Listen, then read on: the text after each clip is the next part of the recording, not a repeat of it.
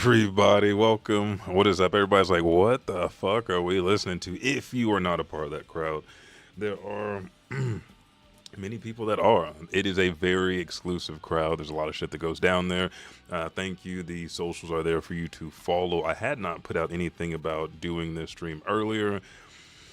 I have been fucking passing out after work, so me prepping shit and getting ready has been not the best at all as it used to be. But we're here today. We are 20-ish, 18 minutes early, maybe 16.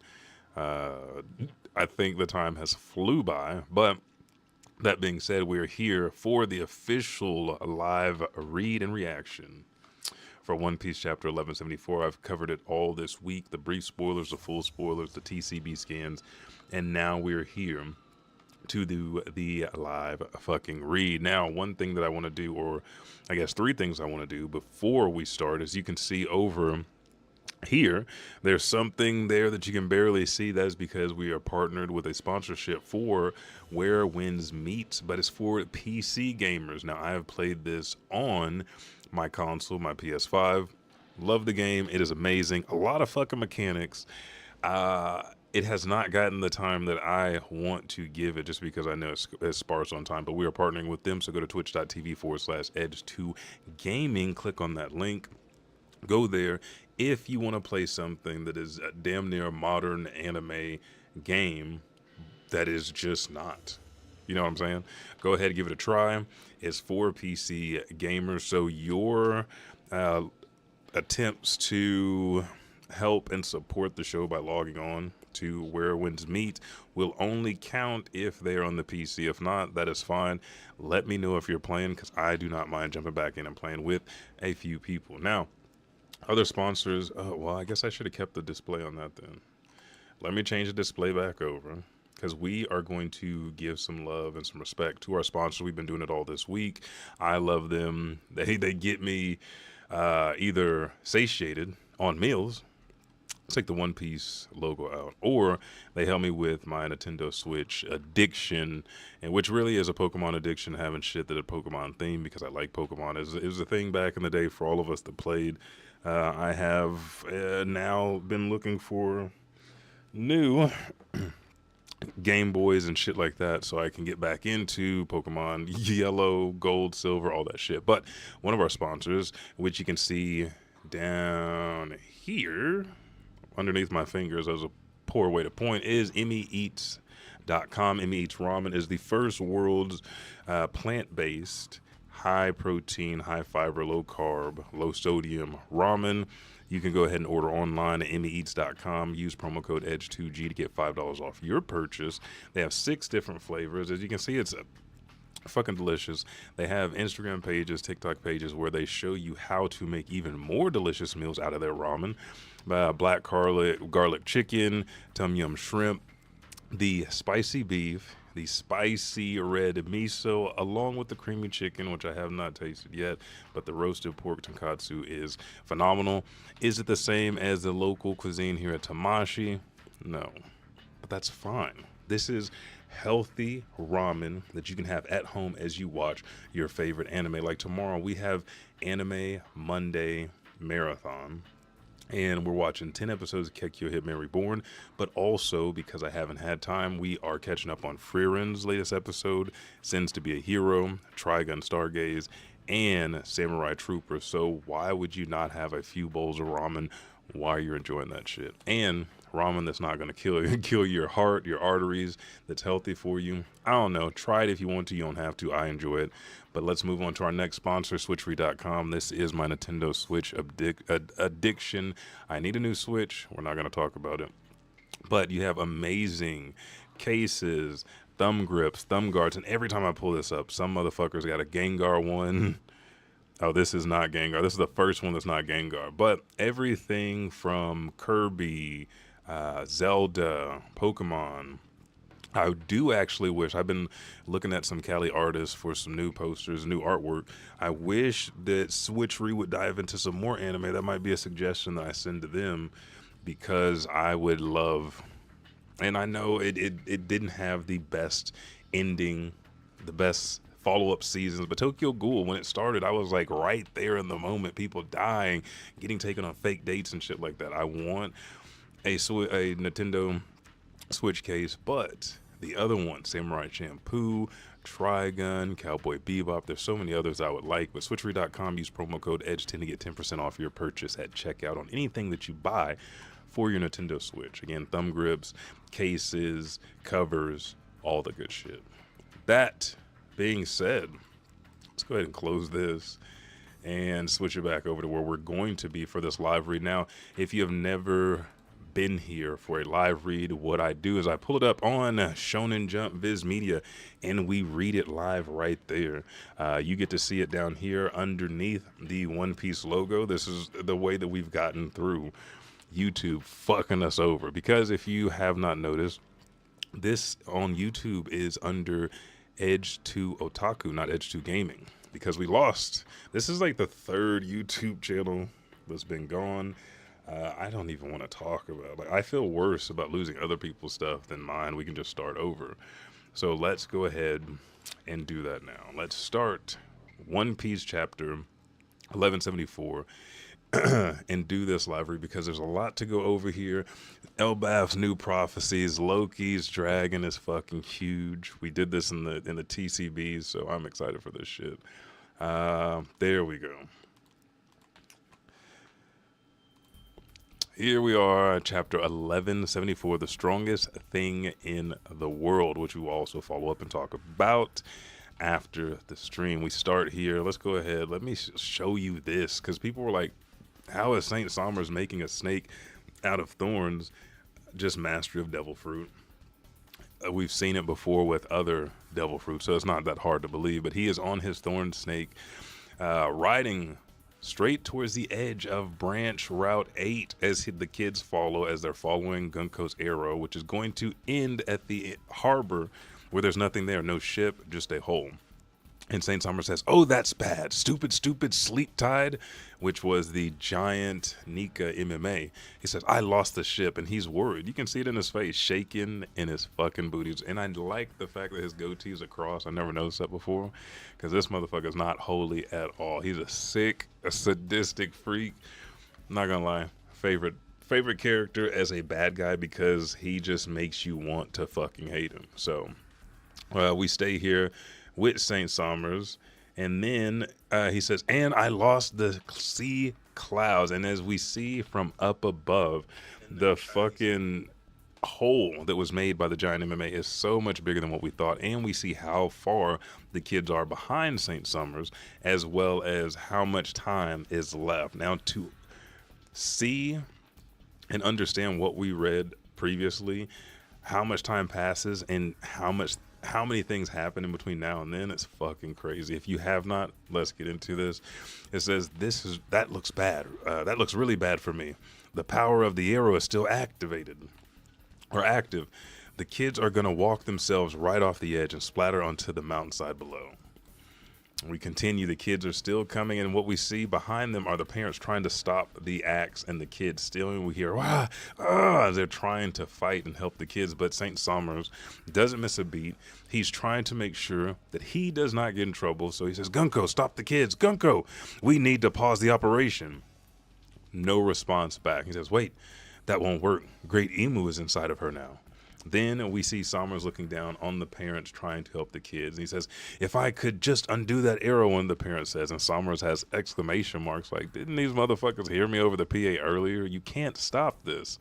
Then we see the giant, a grandma biting the arrow, another giant using his axe trying to chop it, and nothing is happening to this arrow. Hands pulling, tugging, trying to tear the arrow in half. And it says, what's it made out of? We can't even scratch it. And we hear a kid, Mommy, Daddy, help. Then Sommers, on top of his thorn snake, says, it's pointless, you clowns. If you could stop it, I would have done it already. If you could stop it, I wouldn't have done so already. And then they look up at him like, what the fuck? And then in his head, he's just thinking, he says, wait, all those parents right at arm's length, unable to touch due to the thorns. And then this is when kinky mode activates inside Sommers' head, because he's like, and forced to witness their beloved children plummet to their death. We're 3 pages in. And then we get the sick twisted. Now that's a deliciously depraved way to die. Hisoka. I just went through Hunter x Hunter again, and Hisoka said, "Don't do it, Gon. You're gonna make me horny." This is Summer. Summer's got horny because the parents are suffering. He had to pull up his shades and roll his eyes back in the fucker's head. And his heart is like, bam. He's huffing and puffing. His heart's just beating. He says, "I think it's worth it. And if anyone's at fault here, the great one is who's controlling Gunko's body." He continues to think. He says, "We can always march more kids over here," he says aloud to himself, confirming that what he is doing, watching the kids die, letting it happen, not taking responsibility for it, has fueled him again, because he says, "Call their names, scream your family love to the heavens. This is the real stuff. This is emotion." And this version of Summers, I did not even put it together, because we have seen titles before, anime titles before. We have freak motherfuckers that are just nasty, freaky about everything. But when he said, this is the real stuff. This is emotion. Lover's death, things that he's made note of before. He is about creating drama. He gets off on creating that tension, that drama. Yes, the blood, the death and stuff, that is a part of the payoff, but him being the one that controls it, because every time that he takes control of this situation, and again, Dawn and Dust channel, I'd say follow all the shit he does, because he's a native Japanese speaker that breaks this shit down. Look at his reactions when he gets to take control of a situation. He devolves to building tension and getting off on that tension, and the end result is, I can kill whoever I want. So that also plays into it. But Sommers is multi-layered. He's a great villain. I love him because I hate the fuck out of him. Then he goes back on the PA. He says, "Listen up, all you brats and PTA members." That's fucked up. "We were planning to have you taken safely and smoothly to the Holy Land, but due to an unfortunate event, an unforeseen accident, we seem to have lost the ship and the sea clouds it rested upon." That's fucked up.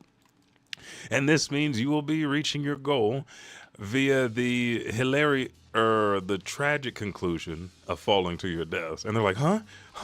There's nothing there, as they start to actually look down, which I can understand the kids. Their bodies are being forced to walk forward. So I'd be looking over my shoulder, especially if my parents are back there trying to save me.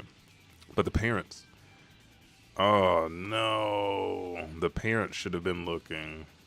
Hang on, you guys can still hear me. You can still hear me. We're good.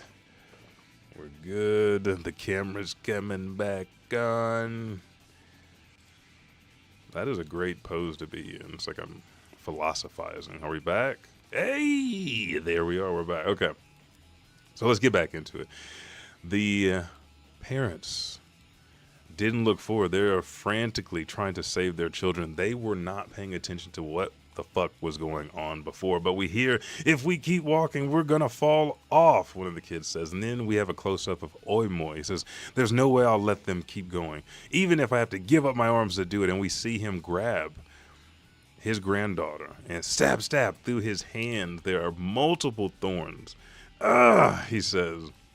And she's like, "Grandpa, Oimoy." And then we have another giant. I don't think those are gloves on that giant hand. That giant is trying to pull the arrow and stop it. I think it's just bloodied, because you look at everybody else's hands and they're clear, they're white, unless they have gloves on, which you can tell. But then Sommers continues over the PA. He said, "Oh, I'm afraid there's nothing you can do." And we see Killingham in his centaur form with his trident in his hand. He says, "What does Sommers think he's doing? It took forever to get those kids to the port," which it's a lot of fucking chapters. But I love it. They're still alive. That's what we wanted. We wanted the tension. We wanted the struggle. We wanted the pain. And as Sommers continues talking and Killingham finishing, like, what the fuck is going on? We see Oimoy is getting dragged, eyes whited out in his head, by his granddaughter with thorns through his hands. He's like, "Damn it. Ugh." He said, "Ow, stop it, Grandpa Oimoy," the girl says, because the thorns are hurting her as well, but he's being dragged along. Then we hear, "That hurts." And it says, "I'm sorry, kids, forgive me," as he yanks his arms out, bloodied all the way from his Popeye-ass forearms all the way up to his hands. And then a mom in the background says, "Oimoy, Then he says, that settles it. As long as that arrow doesn't disappear, there's no way to stop the children for sure. As he looks at his fucked up, raggedy ass hands. And every time we see Oimoy, which I hate because they were devoting their lives just to get back to their bosses, Dory and Brogy. And they got fucked over by the world government. He's getting fucked over now. But we see Ripley in the background with another mom behind her. So we can't save them anymore? And the mom behind Ripley says, oh no. Then we see the kids 3 steps away from the edge of the port. And it says, all we can do is watch helplessly as our children plummet off the edge before our eyes. If they fall into the underworld, we'll never even find their bodies. Curse you, foul demons. And Sommers is fucking chuckling his little bitch ass up and snotting his nose all around his eyes. Glasses back on, cross goatee in the wind and shit. Then we go over and it's all the kids. Hang on, let me make sure I didn't miss some. There we go. I didn't get to this part. Then we get over here to all the kids walking in the line, talking amongst each other. As they're nearing the end of the port, he says, one of the kids in the back says, I think heaven is punishing me for doing bad things. They're trying to rationalize why this is happening. Another kid says, huh? The kid up in front says, or the kid that's right behind Colin, which I cannot remember her fucking name, but she says, that's what they said when I got scolded too. And then Colin says, or the kid behind her. I need to figure out these fucking kids' names. I know Johanna and Bourne and Colin. I don't know the rest of these motherfuckers' names. But one of the boys says, me too, I wished I'd been a good boy. And then Colin says, so we're all going to die because we were naughty? Because he doesn't believe it. He still thinks there's hope. He's hoping his dad and Luffy and the rest of them come save him. He sees the parents back there. They're still tugging at the back of the arrow next to St. Sommers on his fucking thorn snake while they're almost toward the end. We see Ahurst Castle and West Village in the fucking distance behind this big ass fucking hole this made. And says, no, I don't want to. And then another girl says, I'll be a good girl, I swear. Another kid says, help us. Someone says, spare our lives. And someone says, I'm sorry. And then Sommers pulls them shades up again. Big ass fucking cheesy goddamn grin on his face, looking down like, ooh, they're about to die. And Colin finally breaks and says, I won't be bad anymore, yelling out because he's the first one who's getting ready to die. Then we see him think back to him and his mom. Ripley's bent down and says, remember when you're a bad boy, the sun god is watching. And then Colin says, yeah, but I wanted it in the duel, so it's mine now. Living by old Elbaph rules. I want it fair and square, it's mine. And it's an Emmett toy, which is fucking cool because Ripley held up Frankie in his new Elbaph fit and was like, maybe I should make some of these toys and distribute them in Elbaph. So we continue this memory in Colin's head as he's getting ready to step off the harbor, the port. And Ripley reaches across, grabs his ear, and she says, if you're that strong, you should be gentler to the weak. Now go and apologize. And the girl that is right behind him starts to think about her mom. Says, why did you leave so much on your plate? Do you hate my cooking that much? As her mom is talking to her, and she goes, but the carrots, because she just doesn't like carrots. These are the reasons the kids are thinking of why they're being punished and they're going to die. The boy that was behind her says, hey, don't take your father's sword out again. Or he listens to his mom scold him and chastise him for taking his dad's sword out. Then another kid, I hate you, Grandpa, you barbaric pirate. Then we see another girl. Why did you lie to me again? Her mom says. How can I keep you safe if you won't be truthful to me? This is the Usopp girl. She got a long nose. Then we go to the kid that was in the back at the very beginning, the one that's like the djembe of this group. It says, his mom says, or he's yelling at his mom, why did you bring that home, that to school? I forgot my homework on purpose because I didn't do it. And we see that the kids don't, they're just kids. They're Elbaph kids. Sometimes they want to play. They don't always want to do homework. They don't always listen. Sometimes they have those old Elbaph ways just embedded into their hearts.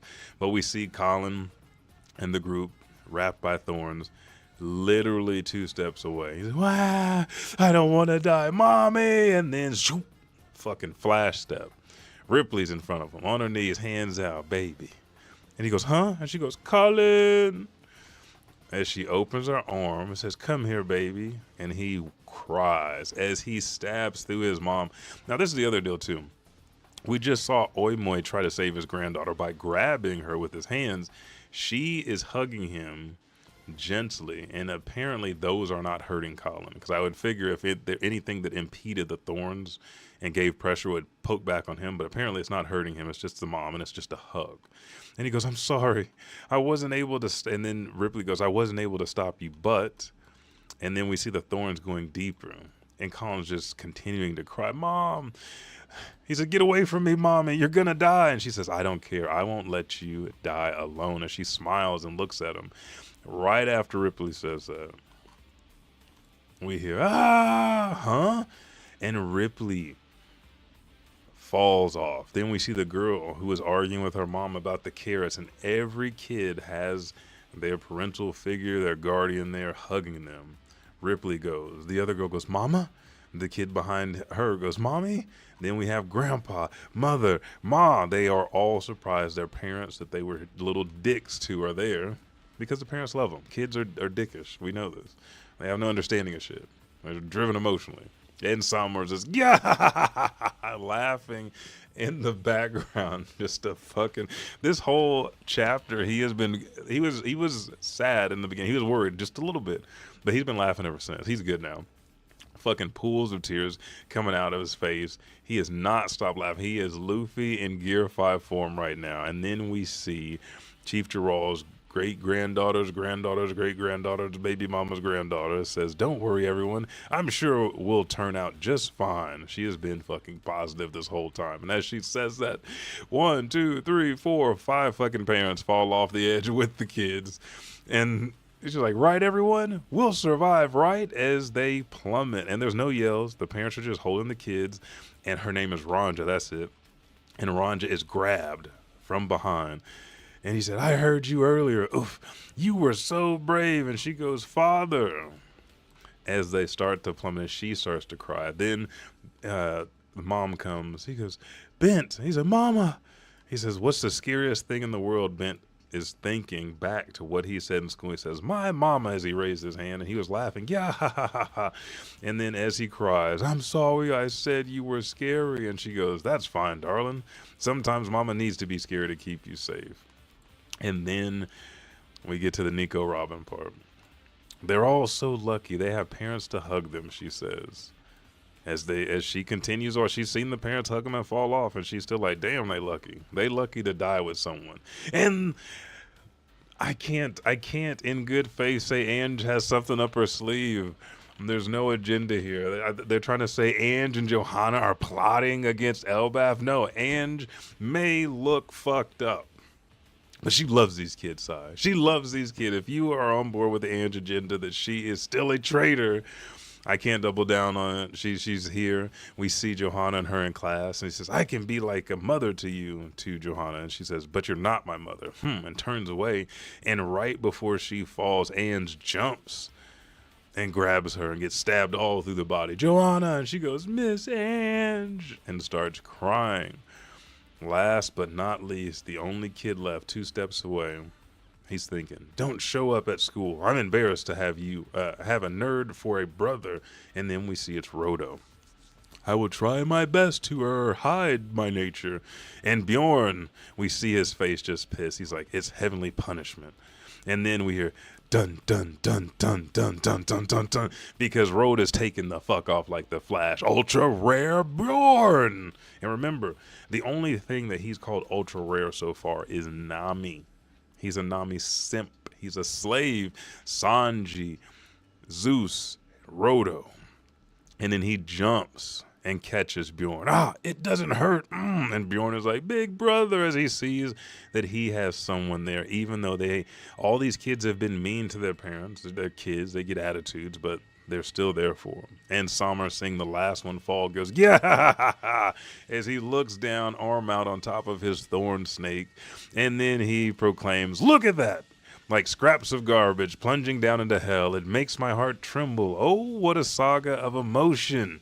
It could have been just 10 measly brats if they only stood back and watched, because now there's 10 measly parents or adults. He says, stupid mothers, stupid fathers, mortars for love, as he continues to fucking cackle, drool, snot, tears out his face. Yeah, oh, I've got a stitch in my side, such, oh my God.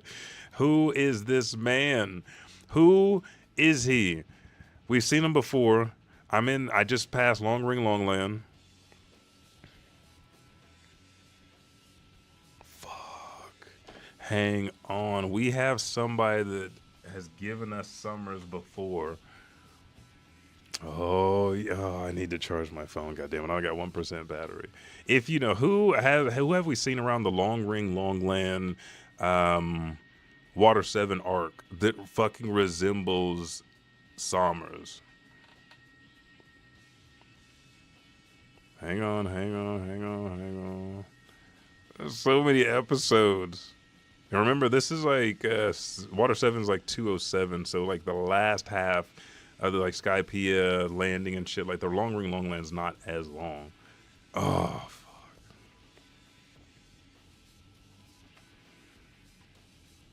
What the fuck is his name?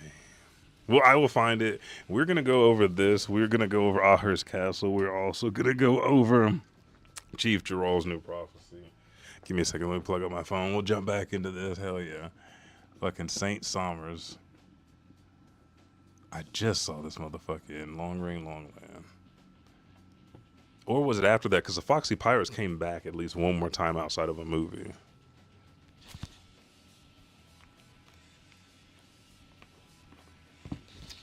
We continue. There's someone, and he speaks.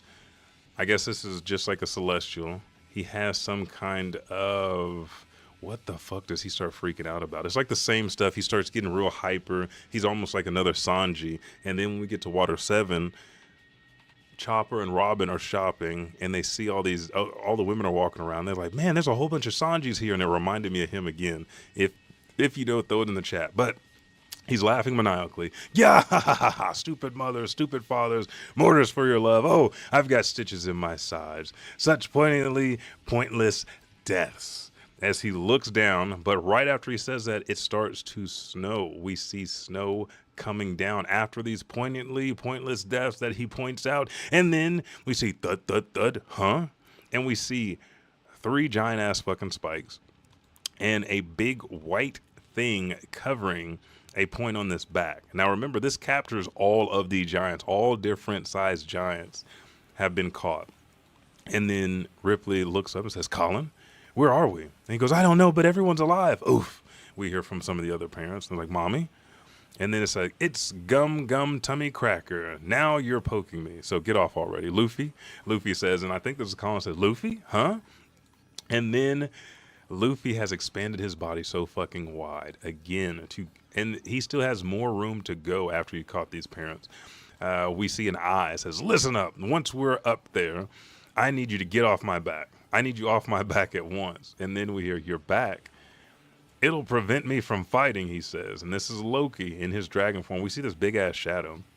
And then Luffy now, he might have been in Gear 5 at this point already, but it says, they just started falling out of nowhere. Good thing we were passing by, as he's laughing. And then Loki, again, we just see his eye, says, it's not a good thing. I'm a destroyer. I won't guarantee that anyone survives. Now, here goes. And it's because he believes that he is the destroyer, the actual Nika of Elbaph. But as he makes that proclamation, as they're heading up to the Sun World, Sommers puts his hand out and says, snow? What's it snowing for? And then thunder. And then we see Accursed Castle in the city, the West Village bending to the side. We see the land like rolling fucking waves, just like we saw in Wano. And we see the MMAs shaking and moving, lightning coming down, snow coming down. And we hear music. And they say, "What? Hey, what's that?" The whole tree is rippling. And then we see the giants around Chief Jarul in West Village say, what's that rhythm? Elbaph itself is shaking. Dum, dum, dum, dum, dum, dum, dum, dum. As they're sitting there, and we know that when Luffy goes Gear 5 and you hear that music, you can't help but move, because Dory and Brogy were moving while their ship was on fire, and so were the other giants. Like, what the fuck are we doing? So Chief Jarul's like, oh shit, I remember. And I think it was his granddad. His dad or his granddad. He's like, I remember somebody told me about this shit a long time ago. On an exceedingly rare day, which this would be exceedingly rare. Accursed Castle, when Harold was going crazy, was exceedingly rare, but this is even more rare. When lightning and snow combine, a vast beast will blanket the sky with his presence. And with the sound of the drums of liberation as they get louder, and we see Loki's back poking through the hole. Dum dum dum dum dum dum. Summer's face is fucking scared. There's shades above his eyes. He's not fucking getting off on the kids or the family dying no more. He is afraid. And Gimu has now felt this hockey. Then we see, as Jarul finishes his prophecy, the sun god will appear. And we see Gear 5 Luffy, Ragnar on top of Loki as this fucking giant ass dragon coming up to the sun world. And it says, Luffy's laughing. I just can't get over how huge you are. And that is the end of this chapter. We see the ice cold Draugr that he froze before they came up here coming up with them. And we see all the other ones getting batted away. We see the landscape, which the land is not being destroyed. We see trees bending and shit because Luffy is fucking in Gear 5, which is cool because if not, the only thing that I can think of is Loki would have to fly from the underworld up and over to the sun world instead of going up through the hole. But I guess he didn't give a fuck, or because he saw shit was bending after Luffy transformed. But this is where we are. And now, one thing, I do have a problem. I got to side with everybody else. This right here, this Gear 5 regular clothes Luffy and Ragnar just sitting on Loki's head, that looks like, it's kind of lazy. That looks copy and pasted. That does not look good. I love Loki because look how fucking huge he is. Yeah, once we get better angles and better views of how fucking big he is, like, ugh. And I love the way his horns got the fucking wrap around it and shit still. Okay, so, but yeah, the Luffy and Ragnar on top just look weird. So let's go back through this chapter. What are our theories? What are our predictions? Before I gotta go. I got shit to do. Summer's creating all this tension with the kids and the family, actually seeing how the Giants feel about the kids, which we knew that they loved them, but what lengths they're willing to go to as warriors. And then also the thoughts of the kids, the reason why they think they're being punished, how Summers turns this around for like a win for him.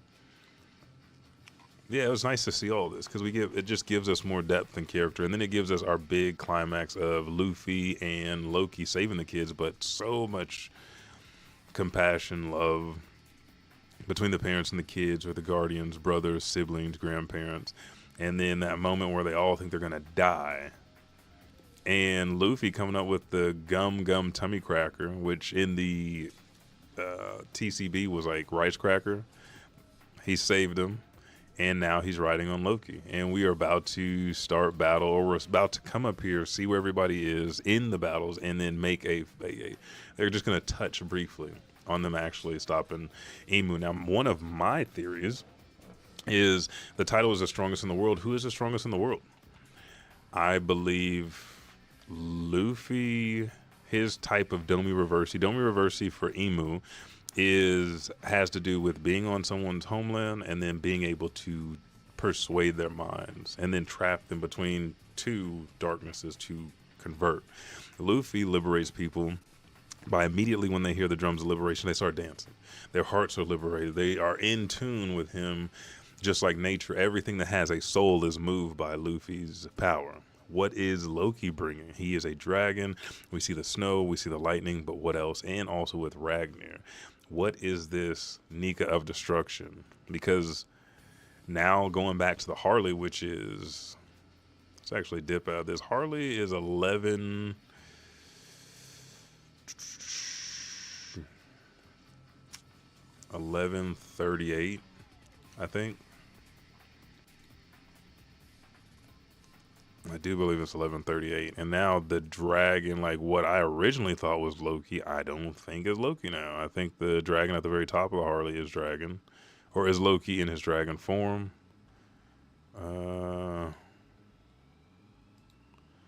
Yeah. So we're here originally because Loki has horns right here. Let me make sure it's where I need it to be. I'll put them right in the middle. The one with the spear, he has horns.